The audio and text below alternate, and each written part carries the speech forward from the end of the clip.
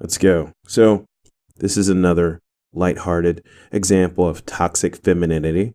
An Instagram influencer cries at the prospect of getting a normal job after her account is deleted.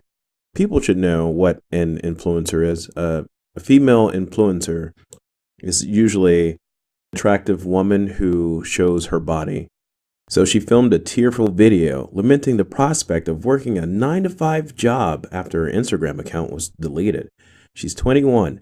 She's yelling at people on YouTube to stop reporting her Instagram account. She used to have 100,000 followers, which is no small feat. She's from Florida. She cries at the thought of having to work a normal job and says she moved to LA just for this Instagram thing. I'm nothing without my following. I am nothing without my following. So according to the star, oh, she's a star now. Okay. So I thought she was just an influencer, but now she's a full-fledged star. Must have been promoted within the last few sentences. Who said she previously worked at McDonald's and as a prostitute. Is this true? Are you guys giving me fake news, independent? I mean, I'm not surprised that she would work as a prostitute. I'm surprised that she would just admit it. She says she's not cut out for a 9 to 5 job because she has no job qualifications and brings nothing to the table. Let's pause here for a minute. So here's what she looks like.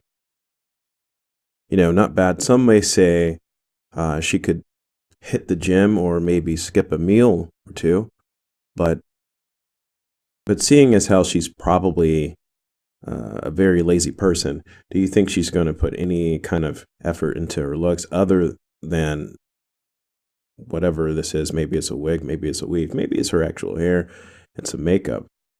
I don't think so. So here's what I wanted to say. So she is being a little bit self-aware. There's a moment of clarity here where she knows that she brings nothing to the table. Here's something that could actually help a lot of millennials and specifically female millennials. Fortunately, we're living in a time in which a woman believes that because she was born without a penis, therefore she's perfect the way she is, and the world owes her everything. She doesn't have to put any effort in. She doesn't have to work. She doesn't have to learn any skills or trades or anything. Basically, her being a woman is enough for her to get whatever resources she desires. And it's not always her fault thinking this. There are a lot of men helping women like this to believe this should be the case. A lot of men who put women on a pedestal and believe that they are somehow better than us because they were born without a penis. Not only that, but mainstream media and everything else that seems to be leaning to the SJW, socialist, feminist, leftist ideology way of thinking. But of course, you guys are painfully aware of the situation. But I just wish that more people understood.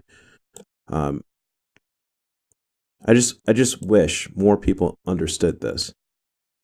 That if you're bringing nothing to the table other than your body, then you shouldn't be mad when people objectify you. You're not a human because you're not bringing anything other than just your body. So you become an object in their eyes. You can't offer nothing else other than your body and be upset when people can't see anything else other than your body. You're objectifying yourself. So in the 50s and the 60s, I believe women were much stronger because they understood that just being born doesn't guarantee them anything. They still had to have qualities that were attractive. Where are we now? We're here. This is where we are. Okay, so let's continue. This is how millennials are, crying over every little obstacle. And maybe she's a Gen Z, but for the purposes of this, I really don't care. I don't care. She's a weak Western female crying about little obstacles in life. If we could somehow teach children to be a little bit more resilient, maybe we wouldn't have so many adult children. So I like this statement here. She says, try to be in my shoes for once because I guarantee you, none of you will last in my shoes. Really? Jessie? Jessie, who has nothing to offer. She brings nothing to the table. She can't work a 9 to 5 job, and she only worked at McDonald's and as a prostitute, according to this article.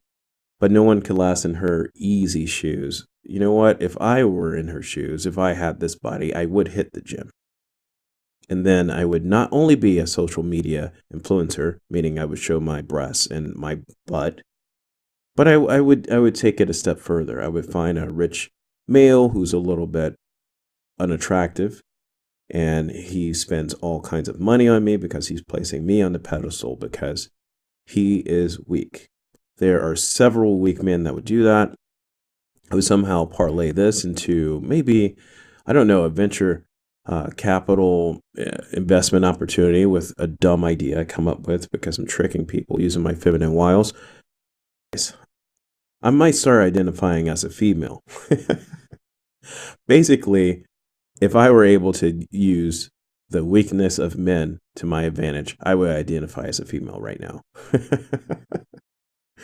Yeah. Okay, well, that's basically it. I just wanted to show the weakness of the generations coming after us and how I have little hope of this changing anytime soon. The reason why I'm using her as an example of toxic femininity is because this is what is going on with our society today. Very emotional, very weak. Any kind of challenges shouldn't be overcome. In fact, rules should be changed. You're welcome, Jessie Taylor. You are a toxic female.